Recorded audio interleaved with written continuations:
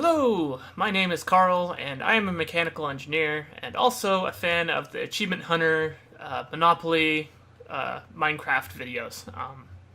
I have also started making YouTube channels or videos under the channel Gewian Games recently, but that's beside the point. What I'm doing here today is to talk about the mechanism the Achievement Hunters use to roll die in the Achievement Hunter Monopoly videos. Now what they did is they had two dispensers that each dropped a random 1 in 6 item, and then based on what those items are, those items represented a number 1 through 6, and then they added them together. And they simply just looked at the items and looked at the legend and added them together themselves, and I thought it would be fun to make a system that did all that for you and did a 10-bit display output for it.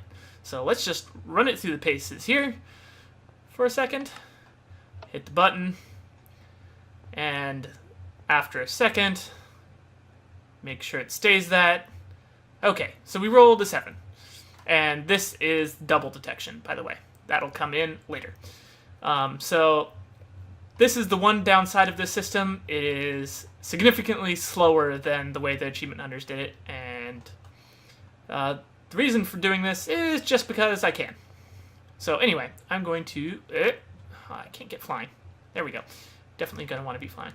Come down underneath to where all the business is. So, forgive the jumble. It is by no means optimized. We put this together as we thought it up, and it could definitely be cleaned up, but it works. And, the one other thing I should mention is that I built this long before Dark Monopoly, for example. I built it on the 360, and the reason I never made a video for this was that it ran poorly on the 360. The lag was so bad that anybody who wanted to link up, they just lagged too badly and it didn't work. That's partially due to the lava and all the stupid decorations, but also because this is pretty intense, redstone-y wise. And the other reason is because I didn't have video capture equipment back then.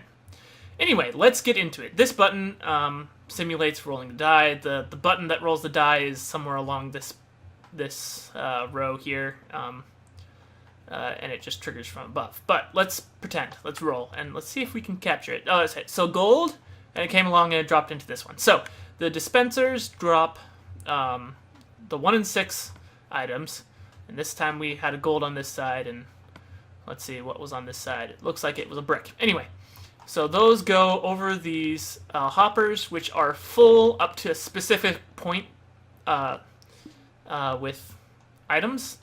And when the gold dropped into it, it overflowed, triggered the comparator here for just a moment, and then this other circuit here recycles the materials back in, so there should be gold just sitting here. No need to refill the dispensers, in other words.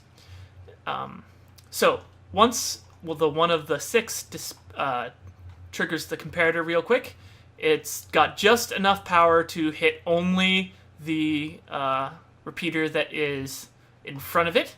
So, for example, diamond is represented with 1, which is this red line. 2 is orange, 3 is yellow, 4 is green, blue is 5, purple's red. Anyway, so it pulses for just a second. Now, a lot of this circuit is just dodging other circuits, making sure they don't trigger each other, and that all requires like wires being 2 blocks away from each other. So I'm sure there are ways that you could speed it up and compact it, but it works, and that's all that really matters. I'm pretty sure that's what these bricks are doing. It's preventing the yellow line from dropping down to the orange line there.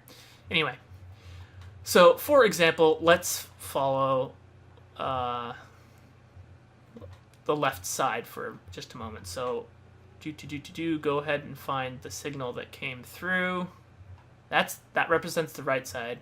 I missed it somewhere. Oh, looks like it was a green. So left side produced the gold, which was green, and right side produced a 6. Since the signal is just a pulse and we want that number up there to last, we come into, well, I'm just going to show it on the ones because it's a little more open. We come into this RS latch.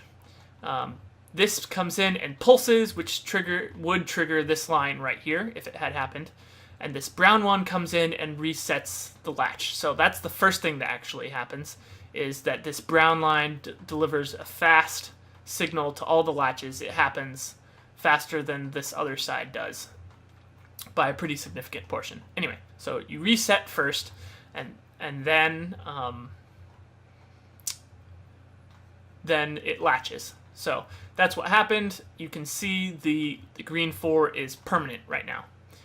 So the next step is, since we have our 2 dice rolls in an on-off representation of each number. So this would represent on or off the left dice roll for the number 1.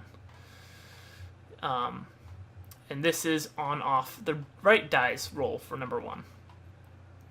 The next step is to split those signals into binary. Now 1 and 2 are easy. 1 just feeds straight into the 1's binary place, which is right here. That's the right, well, let's face it so that left and right makes sense. This is the left one, this is the right one. They feed directly in. The yellows feed directly into left and right of 2. So there's that and that. So you will notice this line is lit up. That is from the purple. The purple had to be split into binary, which in binary 6 is 4 and 2. So the line comes and splits and lights up the 2 line, and it should also have lit up the 4 line down here. Actually, both 4 lines should be lit up. You might not be able to see them because they're underground. The left one will be lit up by the left green 4, and the right 4 will be lit up by the purple that was split into 4 and 2. So we now have the left and right split into binary, and now they come into these, which are binary adders. Now this is definitely not a contraption of my making. I can take 0 credit for it.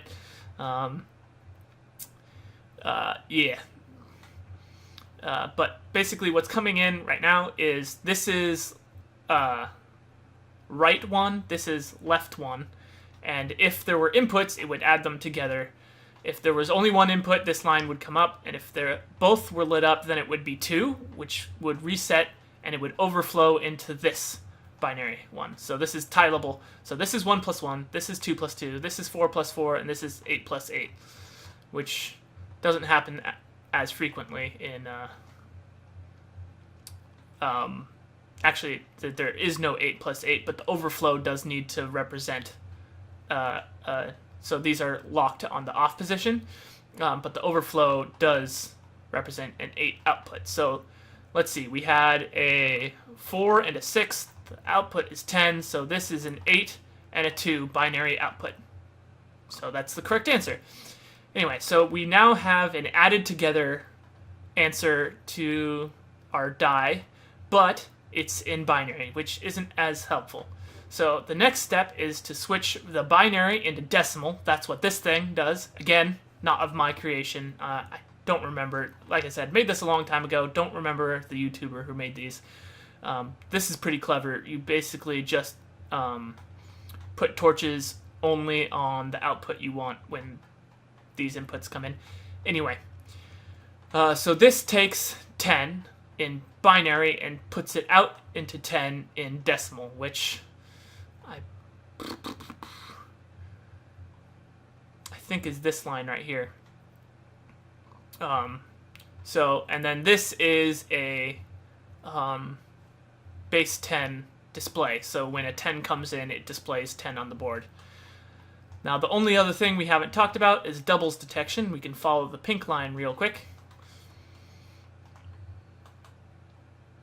which comes out to here.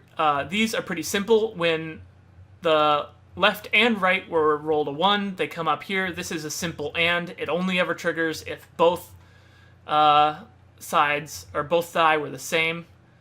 And if any of the die are the same, so you can all feed them into the same circuit, they all have an AND circuit coming off of them, and they feed into an OR, which is really easy. You just have a one-way circuit line. And so if any of the die are doubles, this pink line lights up and turns on that little plus sign that was the where is it? The doubles detection. So there, it shows 10. And that's how the whole system works. Thanks for watching. I know this will never make it into anything Achievement Hunter does because of the slowness of the circuit, but I'm just a fan and wanted to show off something neat. Thanks for watching.